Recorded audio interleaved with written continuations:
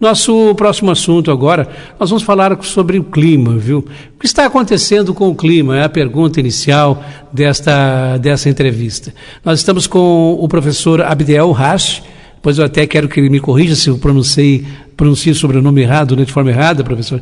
Ele é geólogo, geotécnico, é especialista em paleoclimatologia e também desastres naturais. Coordena um curso de pós-graduação para a Defesa Civil.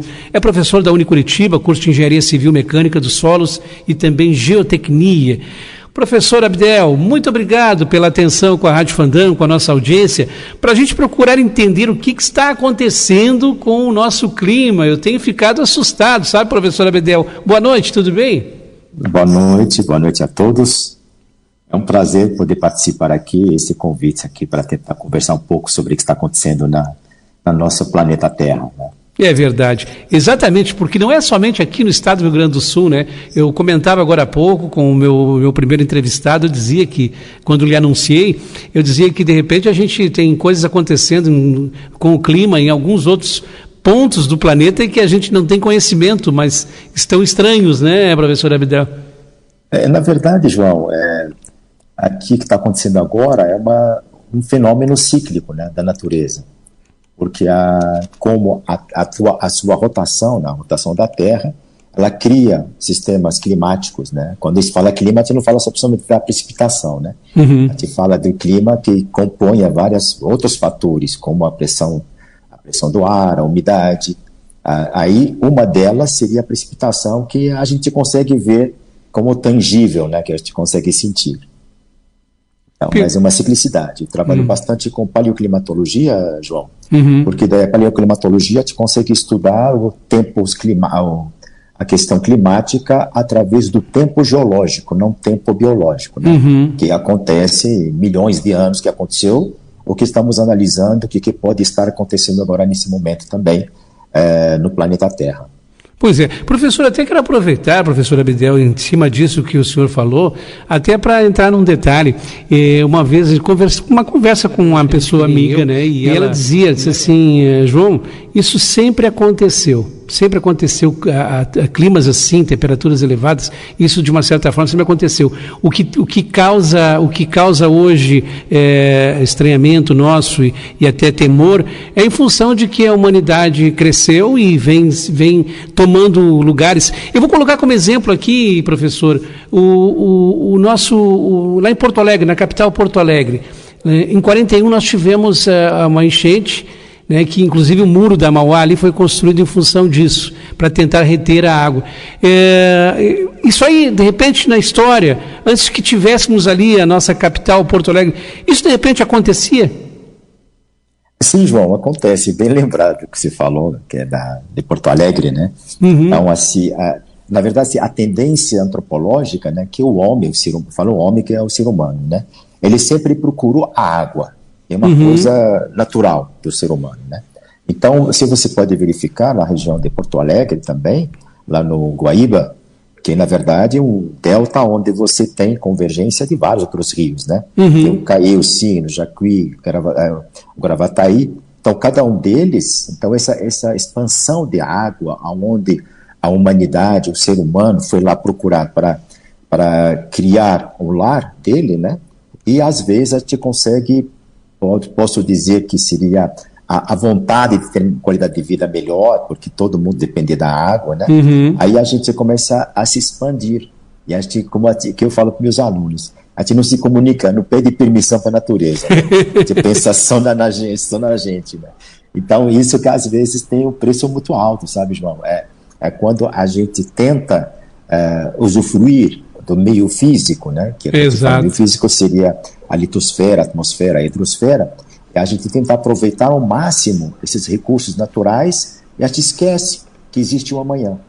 Então, isso que, infelizmente, é um dos fatores que podem vir a causar alguns problemas, como estamos vivendo, infelizmente, lá com nossos irmãos lá perto na região de Porto Alegre. Né? Pois é.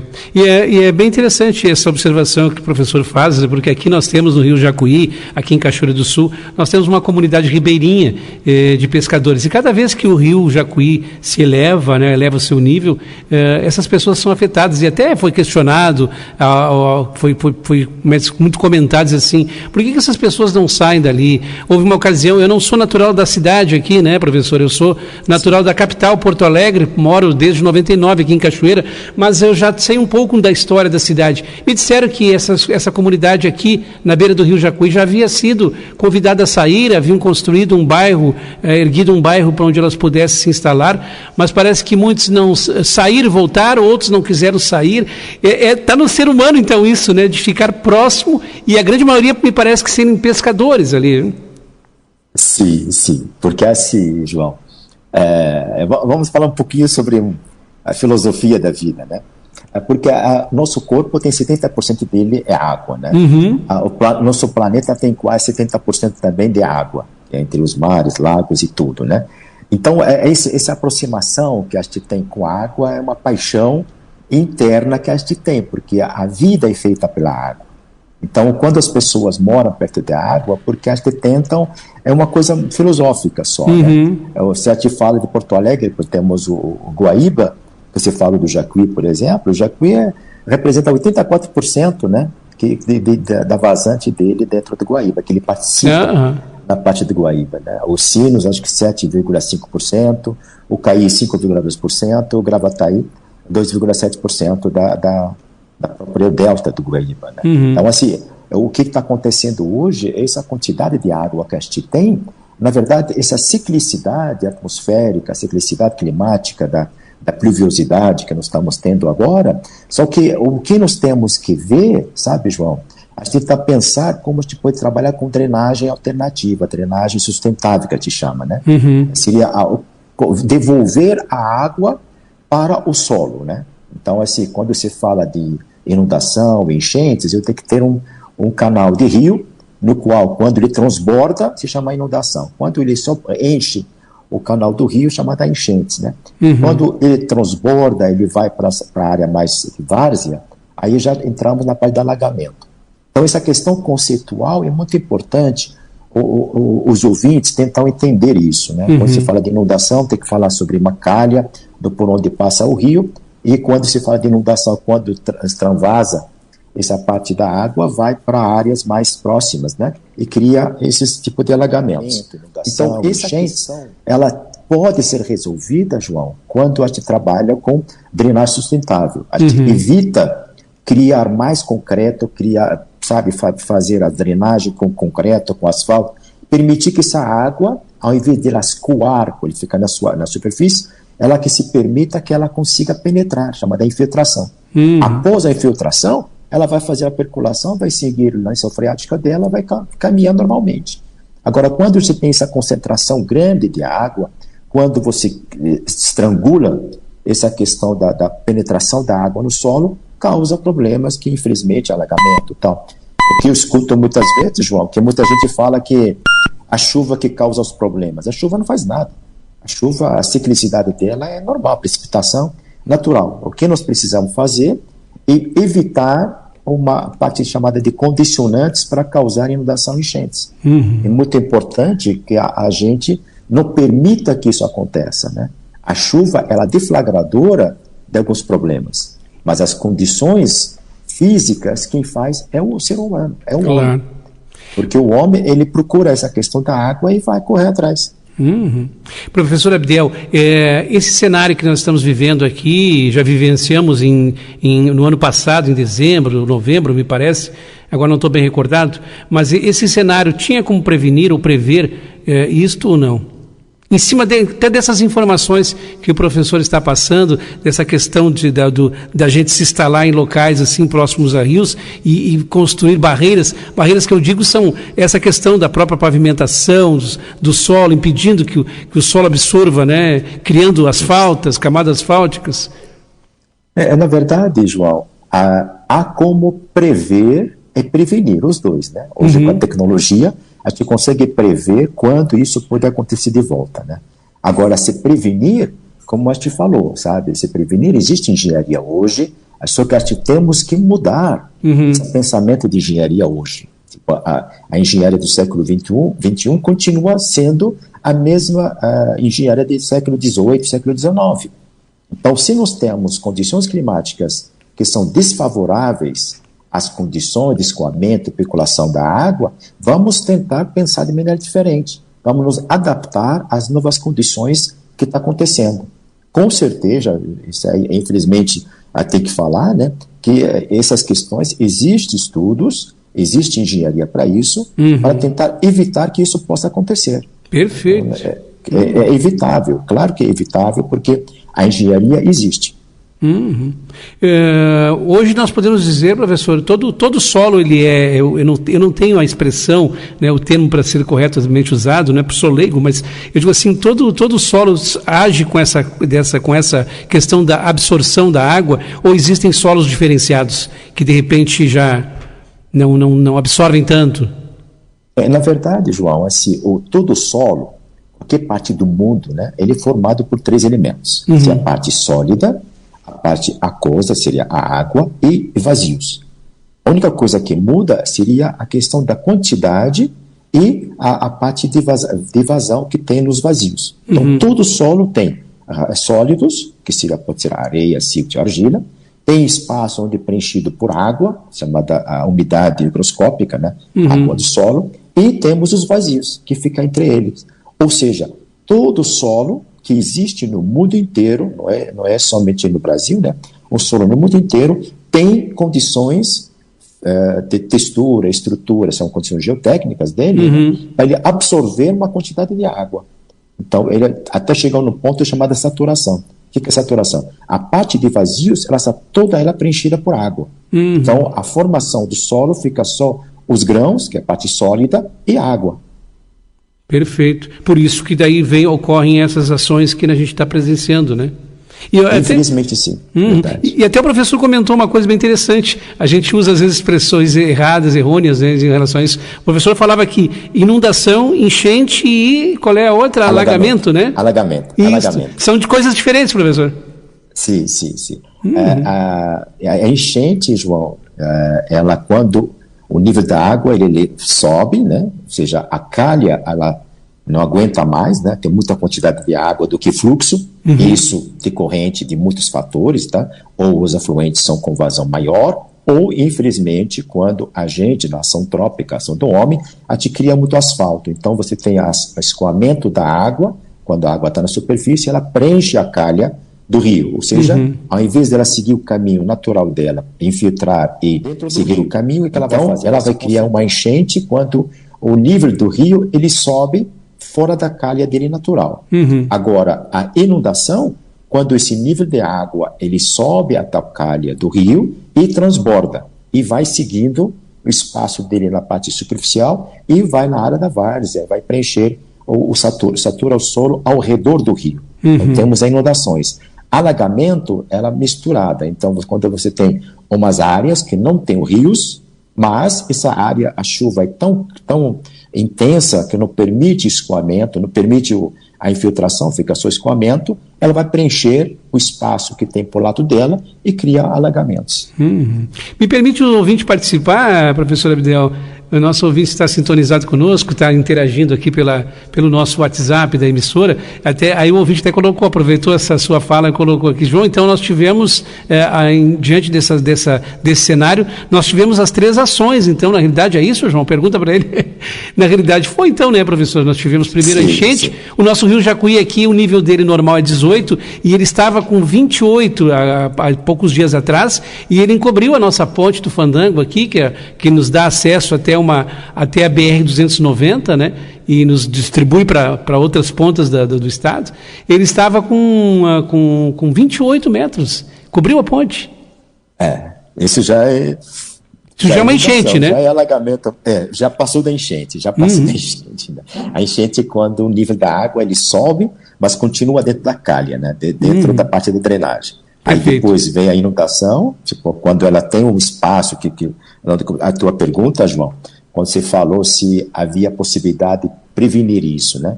Existem mapas de inundação, são mapas de riscos geológicos, né, que é feito, grandes prefeituras, todos quase têm, as áreas inundáveis. Então, a área inundável, ou seja, já tem estudo que há possibilidade. E quando você faz um estudo acadêmico ou estudo profissional, técnico, feito por geólogos qualificados, geotécnicos qualificados, há necessidade de ter essa informação e você analisa essa informação e cria uma situação mitigadora, ou seja, uma mitigação que você tem que fazer. Não adianta você ter mapa de riscos geológicos, mapa de inundação da área, e você não se prepara por situação emergencial, para ser tão mitigadora. Isso não adianta você ter informação se você não faz a contrapartida, né? Se caso isso acontecer, como eu faço para resolver? Claro. Então, isso que está faltando para nós hoje, né? Que é ter essa conscientização com umas ações, né?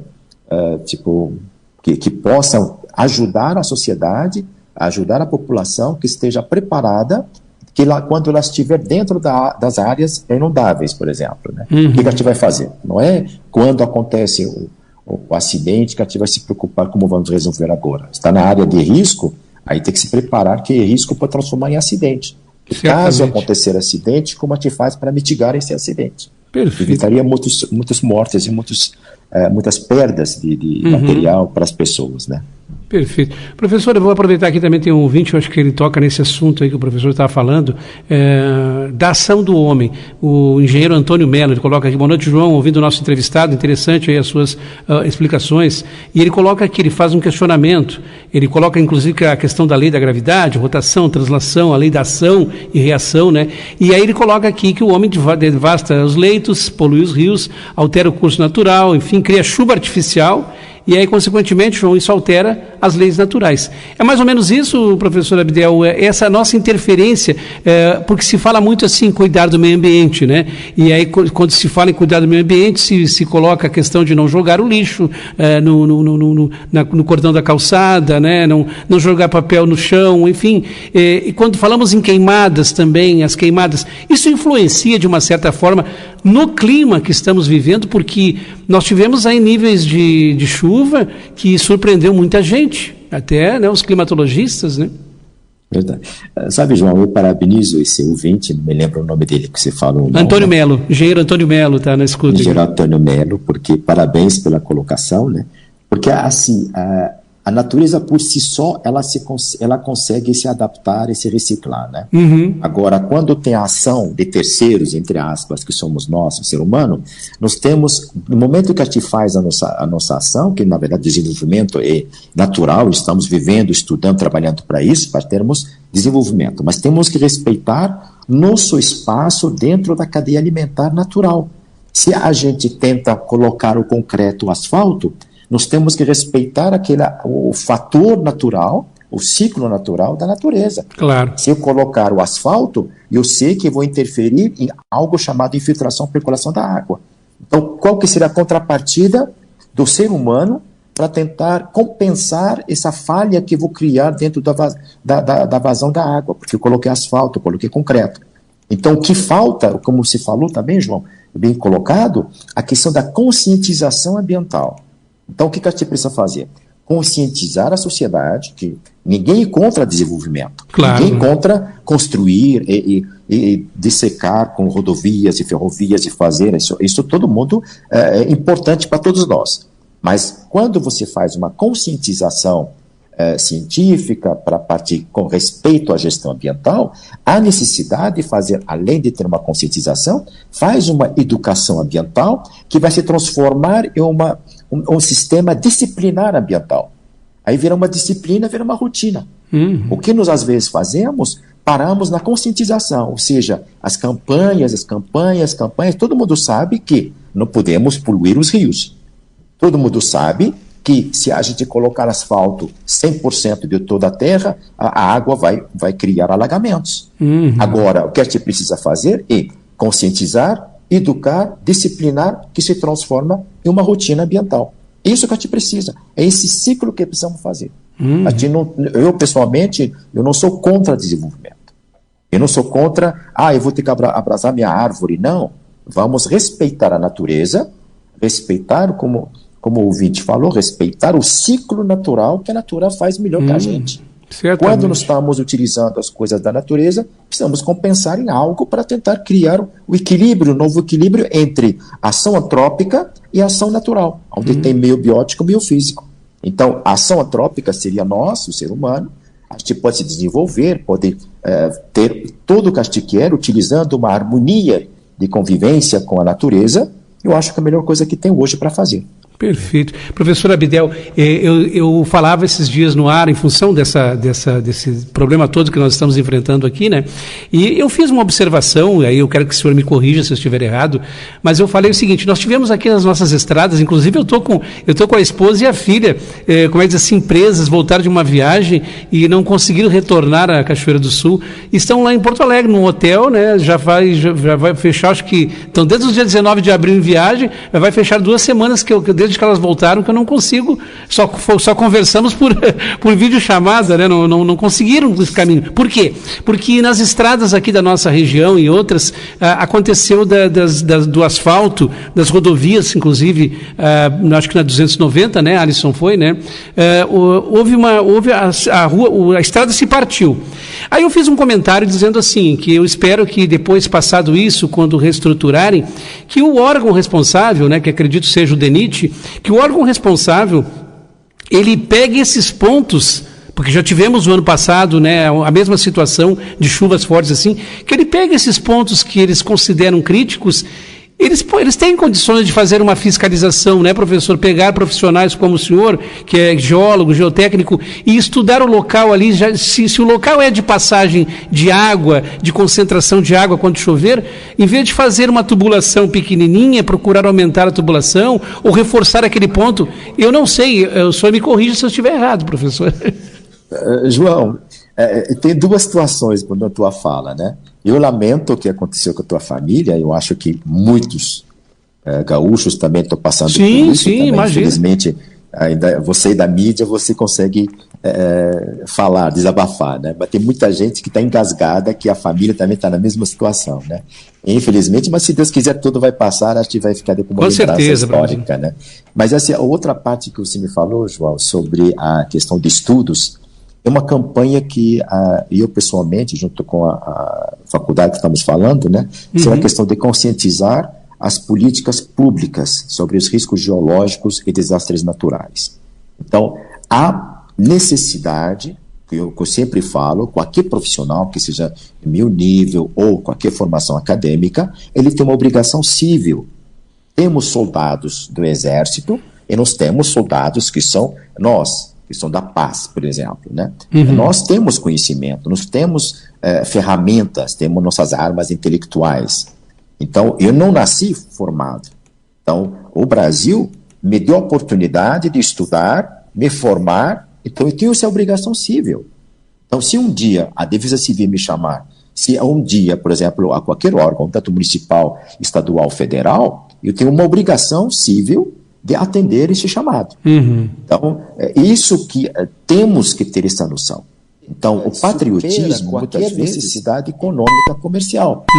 Então, eu, por exemplo, com meus títulos, com minha formação, eu quero compartilhar isso, eu fico aqui perante todos os ouvintes, à disposição, não vou cobrar nem um centavo sequer, porque é uma obrigação social, obrigação civil minha perante o Brasil. Perfeito. Então, há necessidade de todos os profissionais que se cria um banco de dados da área da geologia, da geotecnia, por exemplo, os profissionais que eu falo, a área aqui que eu domino, né? Então, que se cria esse banco de dados para que as pessoas ofereçam serviço voluntário. Temos que ter essa conscientização também. Porque todo mundo está aflito, todo mundo está triste, o Brasil inteiro está triste, às vezes, posso dizer, o mundo inteiro está triste, o que está acontecendo com nossos irmãos, lá embaixo. Eu estou aqui no Paraná. Então, assim, o que está acontecendo com nossos irmãos? Puxa vida, todo mundo quer ajudar. E veja quantas pessoas estão dispostas a ajudar. Será que não existe uma comunicação com uma política pública séria que possa colocar esses acadêmicos, professores, para tentar analisar, fazer mapeamento de riscos? Pois é. Porque eu penso assim, né, professora Abdel, tem pontos que eu acho que fica muito óbvio, eu sou leigo, né, mas eu acho que tem pontos que ficam muito óbvios, né, no caso, onde a estrada, de repente a estrada tem vou citar um exemplo aqui na região, em algumas cidades vizinhas, ocorreu muitas perdas, né, de pontes, no caso dessas pequenas, de uma localidade para outra, né, claro que agora estão tentando recuperar, mas eu digo assim, isso é uma coisa que pode ser feita a manutenção, né, ela pode ser fiscalizada, vista, revisada de tempos em tempos, sei lá, de 6 em 6 meses, de 1 ano a 1 ano, e tentar entender assim, bom, aqui já mexeu um pouco com a estrutura, fazer a chamada prevenção que o professor falou, né? Sim, é muito importante esse sistema, um plano de manutenção, um plano de prevenção, que temos que saber, existe a área de vulnerabilidade, como eu falei, tem os condicionantes e os fatores deflagradores. Então, condicionantes são estruturas geológicas, né? Tanto de textura, estrutura. Às vezes, o deflagrador é a gota da água, quando vem a chuva.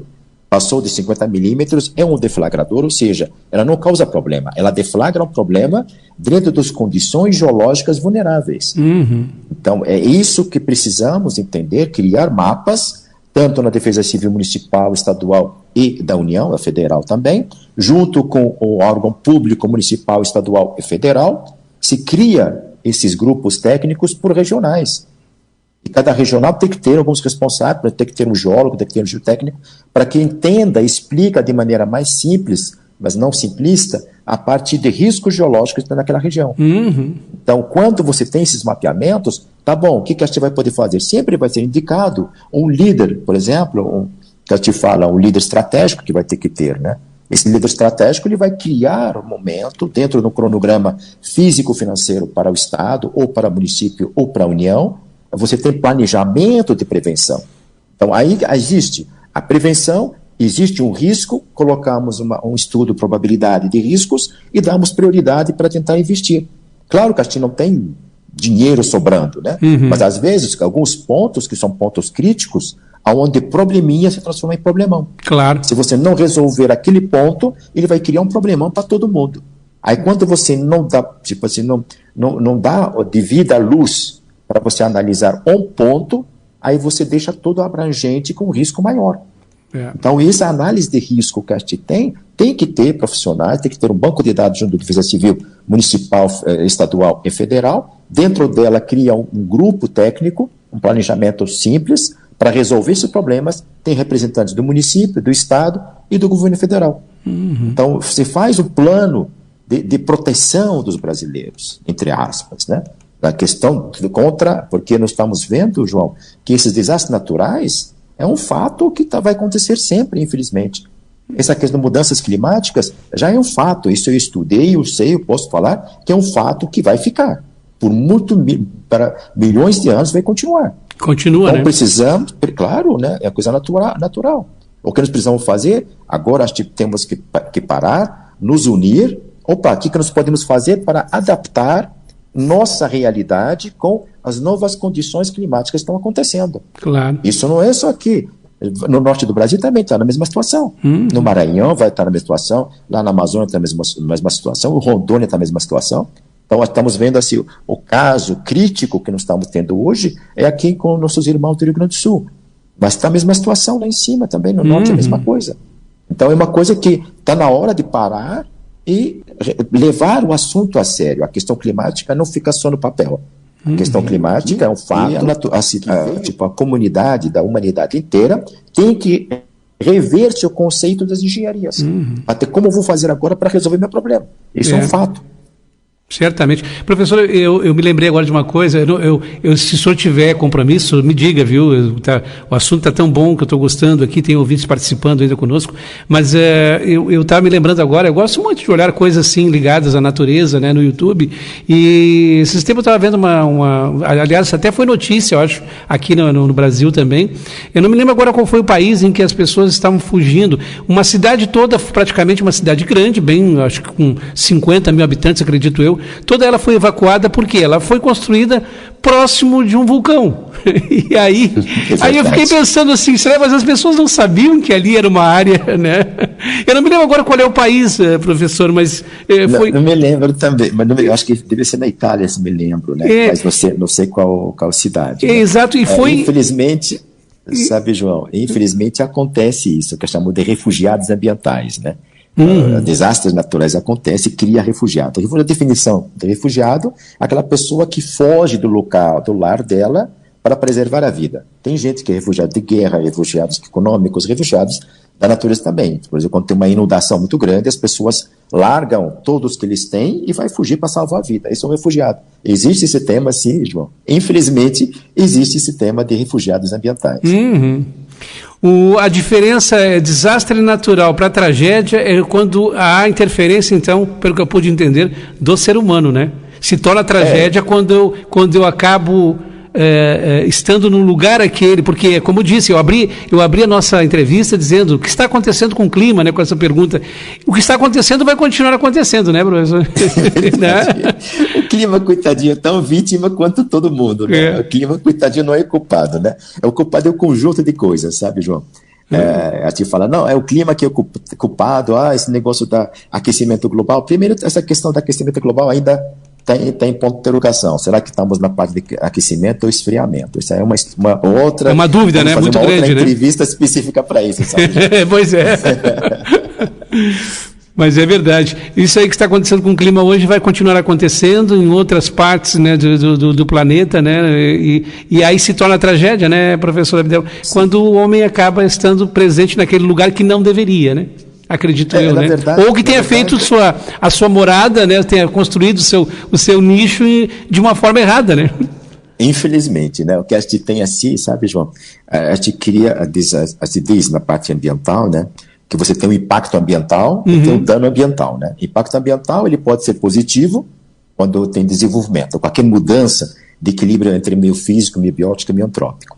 Ele é impacto ambiental negativo quando ele não cria o dano, ele cria um desequilíbrio inicial, mas daí não tem dano. Aí, quando você tem dano ambiental, ele é reversível ou irreversível. Existe dano ambiental que você consegue recuperar e conseguir seguir a vida. E aquele irreversível aí vira tragédia. Quando você tem aqueles danos ambientais, irreversível. Perda de vida, às vezes perde uma área inteira com uma inundação que não se recupera dentro do tempo biológico, e são 300 e poucos anos, isso dentro do tempo geológico. Então, essas questões, esses vocabulários que muitas vezes se utiliza, para quem trabalha na área de desastres naturais como eu, vira corriqueiro, né? Mas a questão de, quando tenta explicar isso para outras pessoas, aí tem que explicar com detalhes a questão de impacto. Quando falar impacto ambiental, ele pode ser positivo. Nesse caso, chama desenvolvimento, é normal. Agora, impacto ambiental negativo quando você tem um desequilíbrio natural, mas ele tem alguma coisa que vai mudar. Tanto uma imigração, por exemplo, de animais, que a parte miobiótica vai ficar, alguma espécie de vegetação some. Então, assim, mas consegue recuperar lá na frente com compensação. O Perfeito. dano quando você perde algo que você não vai ter de volta. Quebra esses equilíbrios entre meio biótico e meio antrópico. Se me permitir, João, explicar isso para os ouvintes, né? Quando você fala de meio biótico, seria flora e fauna, seria vegetação e animais. Quando se fala de meio físico, eu estou falando da parte da atmosfera, da hidrosfera, que seria a água na forma de mares, rios e riachos, e temos meio antrópico, que seria humano, nós, com as nossas leis, nossas culturas e a parte social. Quando você tem equilíbrio entre eles, nós estamos no mundo ideal. Mas, infelizmente, isso é difícil. Existem umas contrapartidas no qual a gente paga caro também para isso. É verdade. Professor Abdel, me permite, meu colega aqui que está nos trabalhos técnicos, né, o Alisson Silva, gostaria de fazer uma pergunta, é isso, né, Alisson, ao professor Abdel, né? Boa noite, Alisson. Boa noite, João, e a todos os ouvintes. Professor, eu queria fazer uma pergunta, se o seguinte, essa situação ambiental que está acontecendo, que nem no Rio Grande do Sul agora, com grandes enchentes e tudo que vem acontecendo, ele é algo, a gente consegue dizer se ele é algo muito próprio da nossa época, por todas as questões de clima e ambientais que vem acontecendo, ou se historicamente, desde lá do tempo dos dinossauros, já teve algo dessa forma, ou até com proporções maiores, ou se é algo muito específico por conta de aquecimento global e todas essas questões. Vamos lá, Alisson. Excelente pergunta. A gente tem dois cenários, sabe, Alisson? A questão da ciclicidade de eventos naturais é normal, dentro do tempo biológico como tempo geológico. Tempo geológico são milhões de anos, como você citou, tempo da época dos dinossauros e outro mais. E temos as mudanças, né, também que acontecem, mudança climática, e eu tomo muito precaução e cautela para não falar sobre aquecimento global ou falar sobre esfriamento global. Então, dentro do tempo biológico, eu posso falar que está esquentando, mas dentro do estudo geológico, não. E eu trabalho muito, Alisson, com paleoclimatologia, ou seja, a parte de mudança climática dentro do tempo geológico. Aí a tendência que nós estamos indo seria uma era de esfriamento, não a era de aquecimento. Mas isso vem outro assunto para conversar. A questão de desastres naturais, como o nome diz, né, é uma coisa cíclica, uma coisa normal e natural. Tanto envolve terremotos, envolve vulcões, envolve essa mudança climática, de ciclicidade da pluviosidade principalmente, né, porque apesar, para chegar na pluviosidade intensa que nós temos hoje, seria outros fatores climáticos, elas mudam também, como a pressão do ar, como essa umidade. E essa ciclicidade, ela é como dizer assim, um estudo muito mais abrangente do que a sua própria consequência.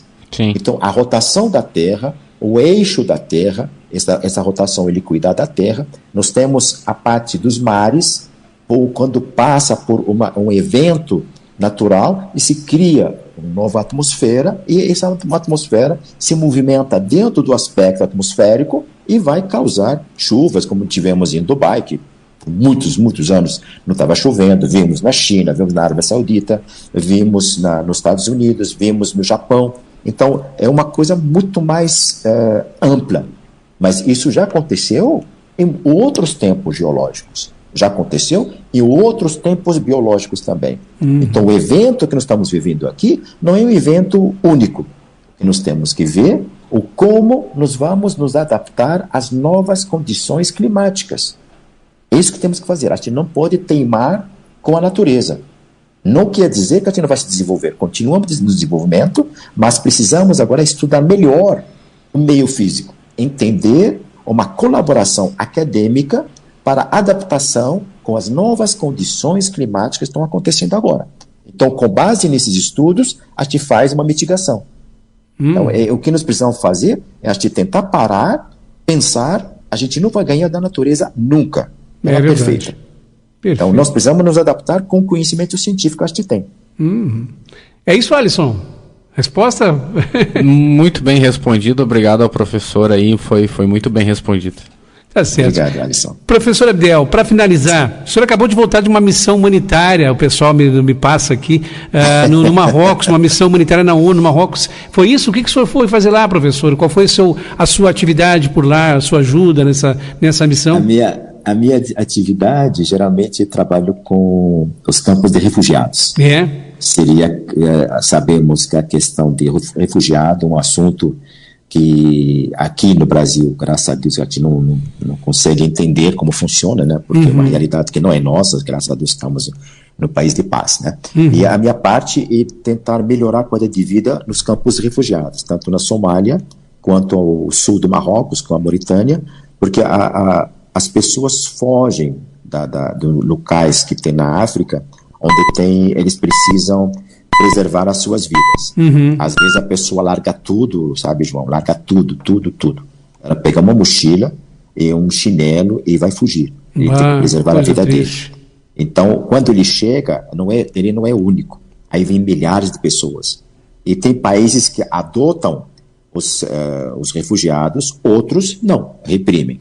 Então, esses refugiados, eles queriam subir para a Europa, né, subir no desertão lá e atravessar Marrocos para chegar no Mediterrâneo e atravessar para ir para a Europa, assim, no lugar da Espanha. E o meu trabalho seria as condições mínimas de saneamento, de preparação da água, porque, queira ou não, são seres humanos. Meu trabalho é isso. Quais seriam as alternativas para adaptar a vida para eles, atendendo os ODS, sabe, uma coisa de tanto o 01, ODS 01 quanto o 06, que é a capacidade de saneamento básico. Então, a minha parte seria estudar e criar adaptações para que a população que está lá já está coitadinha, já perdeu quase tudo, para não dizer que perderam tudo, mas ainda eles estão vivos, né? Mas tem que ter condições mínimas de saneamento, de água, como eles podem viver. Então, eu faço na Somália, faz na Etiópia e no sul do Marrocos, ao norte da Mauritânia. Poxa vida, que bacana, professor, bacana o seu trabalho, viu? Poxa vida. Obrigado, João. Às vezes, às vezes a gente não sabe, né? A gente olha para as pessoas e não sabe o que está por trás delas, né? A vida que elas levam, né? O tipo de vida, o tipo de ajuda, a gente está presenciando muito, né, professor, logicamente, o lado solidário das pessoas aqui na nossa região e no Rio Grande do Sul todo, né? Hoje nós vimos aqui, eu estava conversando agora há pouco, antes da nossa entrevista, com o professor Nelson, né, Knack Neto, ele é do curso de Engenharia Elétrica da UFSM. Eles se mobilizaram, né, o corpo docente e mais acadêmicos do curso estão não consertando, mas eles estão fazendo a secagem e a limpeza de aparelhos eletrônicos, como TV, micro-ondas, geladeira, máquina de lavar roupa, que é para tentar amenizar um pouco a coisa e tentar ver assim se volta a funcionar. Né? Então eu digo assim, que bacana, né? Isso, as pessoas se doando, né? Legal, professor. Eu gostaria de uma outra. O senhor certamente participa ativamente dessas ações humanitárias. Eu gostaria de uma outra ocasião, mais para o meio do ano agora, e voltar a conversar com um amigo. Fica à vontade. Você tem meu contato. Para falarmos um pouco sobre isso, sobre essa vivência em outros países, compartilhar com os nossos ouvintes um pouquinho do que o senhor presenciou nessas suas viagens, viu? Tem muita história para contar. Pois é. Tem muita. Nossa, eu comecei desde a guerra do Iraque, já fiz algumas coisas lá também, mas a parte mais humanitária envolvendo o meio ambiente, sabe? Tentar facilitar algumas condições de saneamento, de água, uma coisa que é necessária, que às vezes uma vírgula muda todo o contexto, sabe? Legal. E aqui estou à disposição. Perfeito. A produção do programa, o colega Altamiro Nobre, que é produtor, já tem o seu contato ali, daí eu já vou combinar com ele mais adiante para nós voltarmos a conversar. Só para compartilhar bem rapidamente aqui, o amigo Paulo colocou aqui, na África, em alguns países, está acontecendo também o que aqui estamos vivendo, viu? É verdade, aí compartilhando o Paulo. Professor, eu pronunciei seu sobrenome correto, professor Abdel? Abdel Rash, esse mesmo. É Rash, é isso? Rash, né? Sim, Professor Abdel Rash, geólogo, geotécnico, especialista em paleoclimatologia e desastres naturais, coordena o curso de pós-graduação para defesa civil, é professor do Unicuritiba, no curso de Engenharia Civil Mecânica dos Solos e Geotecnia. Professor Abdel, foi uma grata satisfação conversar com um amigo, viu? Fiquei muito feliz de poder bater esse papo e a gente procurar entender um pouco mais sobre isso que estamos vivendo e parar de botar a culpa na chuva. É verdade, João. A água é vida, né, professor? Isso, a água não faz mal. O que faz mal é como usa ela, né? Exato. Grande abraço, viu, professor Abdel? Eu que agradeço, João, pela oportunidade que a gente poder compartilhar com os ouvintes, teus ouvintes, o conhecimento que a gente adquiriu durante os 30 e poucos anos de mercado. E poder contar comigo vamos, como todos nós, orar pelos nossos irmãos do Rio Grande do Sul, que aguentam essa tranca que está acontecendo, que eles não estão sozinhos. Eu acho que o Brasil inteiro está junto com eles. É uma coisa que é muito importante, se sentir solidário e se sentir acolhido pelos brasileiros. Eu acho que isso aqui dá um conforto para nossos irmãos nossos gaúchos. É verdade. Obrigado, professor Abdel. Uma boa noite abençoada para o amigo, viu? Amém. Muito obrigado. Um abraço. Tchau, tchau.